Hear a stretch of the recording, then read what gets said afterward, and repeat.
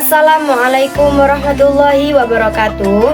Perkenalkan, nama saya Ariela Sivika Andini dengan NIM 06040723065, Prodi PGMI kelas C semester 1. Di sini saya mau menjelaskan tentang hadis sebagai sumber ajaran Islam. Al-hadis adalah segala ajaran yang disandarkan kepada Rasulullah SAW, baik perkataan, perbuatan maupun takrir yang diriwayatkan para ulama dari generasi ke generasi sebagai pedoman hidup manusia. Dan as-sunnah secara bahasa artinya jalan yang dilalui atau perjalanan. As-sunnah menurut para ahli hadis adalah segala perkataan, perbuatan, takrir, sifat, keadaan, dan tabiat Nabi Muhammad SAW, atau dalam istilah lain ialah sirah atau perjalanan hidup Nabi Muhammad SAW, baik yang berkaitan dengan masalah hukum atau tidak. Intinya, as-sunnah adalah segala sesuatu yang datang atau yang dinisbahkan kepada Nabi Muhammad SAW, baik ucapan, perbuatan, atau takrir, baik atau sifat fisik dan psikis setelah beliau diangkat menjadi Rasul maupun sebelumnya. Sunnah dibagi menjadi 3, yakni berupa perbuatan Nabi Muhammad SAW seperti tata cara sholat yang dicontohkan Nabi Muhammad SAW. Yang pertama, sunnah hamiyah. Sunnah hamiyah yaitu sesuatu yang sudah diniatkan oleh Nabi Muhammad SAW. Yang kedua, sunnah fi'liyah. Sunnah fi'liyah yakni berupa perkataan Nabi Muhammad SAW seperti ucapan beliau mengatakan, tidak sah sholat orang yang tidak membaca Al-Fatihah. Hadis riwayat Bukhari. Yang ketiga, sunnah takririyah. Sunnah takririyah yaitu berupa ketetapan Nabi Muhammad SAW dengan bentuk bermacam-macam, antara lain diamnya Nabi Muhammad SAW ketika melihat atau mendengar perbuatan yang dilakukan oleh para sahabatnya. Kedudukan al-hadis merupakan sumber ajaran agama Islam setelah Al-Quran. Al-Quran sebagai sumber ajaran utama agama Islam masih bersifat umum atau global sehingga membutuhkan penjelasan-penjelasan. Al-hadis itulah yang berfungsi sebagai penjelasan Al-Quran. Sehingga tanpa al-hadis seseorang tidak dapat memahami Al-Quran secara sempurna. Oleh sebab itu, Allah Subhanahu wa Ta'ala mewajibkan hambanya taat kepadanya dan Rasulnya. Bahkan seseorang yang berpegang teguh kepada keduanya dijamin hidupnya tidak sesat selama-lamanya. Sebagaimana firman Allah Subhanahu wa Ta'ala, Bismillahirrahmanirrahim.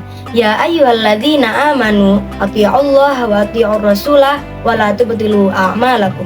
Wahai orang-orang beriman, taatlah kepada Allah dan taatlah kepada Rasul, dan janganlah kamu merusakkan amal-amalmu. Quran Surat Muhammad ayat 33. Dan firman Allah dalam Quran Surat An-Nisa ayat 59, Bismillahirrahmanirrahim. Ya ayyuhalladzina amanu athi'ullaha wa athi'ur rasulah wa ulil amri minkum. Wahai orang-orang beriman, taatilah Allah dan taatilah Rasul dan ulil amri di antara kamu. Kemudian jika kamu berbeda pendapat tentang sesuatu, maka kembalikanlah kepada Allah. Dan sabda Rasulullah SAW, aku tinggalkan buat kamu 2 hal yang tidak akan sesat sesudahnya, yaitu Kitabullah Al-Quran dan sunnahku as-sunnah. Hadis riwayat Al-Hakim. Fungsi al-hadis terhadap Al-Quran sebagai berikut. Al-hadis berfungsi menguatkan hukum yang ditetapkan di Al-Quran. Misalnya, Al-Quran menetapkan hukum tentang puasa sebagaimana firman Allah dalam surat Al-Baqarah ayat 59 yang artinya, hai orang-orang yang beriman, diwajibkan atas kamu berpuasa sebagaimana diwajibkan atas orang-orang sebelum kamu agar kamu bertakwa. Lalu, as-sunnah menguatkan dalam sabda Rasulullah SAW. Islam didirikan dalam 5 perkara, yaitu persaksian bahwa tidak ada Tuhan selain Allah dan Muhammad adalah utusan Allah. Yang ketiga, membayar zakat, berpuasa di bulan Ramadan, dan yang kelima, menunaikan ibadah haji ke Baitullah. Hadis riwayat Bukhari dan Muslim. Contoh yang kedua, pernyataan Al-Quran tentang kewajiban sholat dalam firman Allah, surat Al-Baqarah ayat 110, yang artinya, Dan dirikanlah oleh kamu sholat, dan bayarlah zakat, dan segala kebaikan yang kamu kerjakan untuk dirimu, kamu akan mendapatkan pahala di sisi Allah. Pernyataan tersebut masih bersifat umum. Kemudian Al-Hadis merincinya secara operasional, yakni sholat wajib dan sholat sunnah dari Tohla bin Ubaidillah. Bahwasanya telah datang seorang Arab Badui kepada Rasulullah SAW dan berkata, "Wahai Rasulullah, beritahukan kepadaku sholat apa yang difardukan kepadaku." Rasulullah berkata, "Sholat 5 waktu, yang lainnya sunnah." Hadis riwayat Bukhari dan Muslim.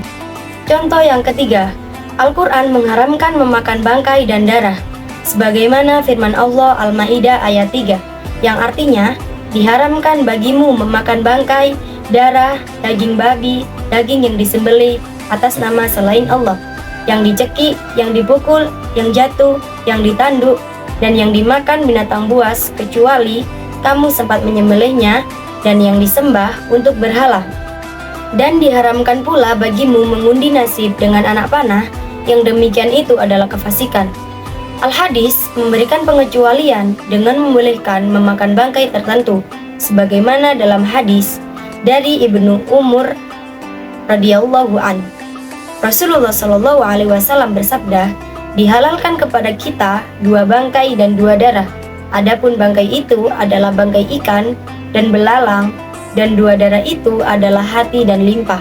Hadis riwayat Ahmad, Asy-Syafi'i, Ibnu Majah, Baihaqi, dan Danuqutni. Contoh lagi, Al-Quran belum menentukan tentang keharaman binatang yang mempunyai taring dan burung yang bercakar. Al-Hadis kemudian menetapkan hukumnya sebagaimana tersebut dalam hadis Rasulullah SAW. Al-Hadis menetapkan hukum baru yang tidak ditetapkan oleh Al-Quran. Rasulullah melarang semua yang memiliki taring dari binatang dan semua burung yang bercakar. Hadis riwayat Muslim dan Ibnu Abbas. Sekian presentasi dari saya, maaf jika ada salah kata. Wabillahi taufiq wal hidayah. Wassalamualaikum warahmatullahi wabarakatuh.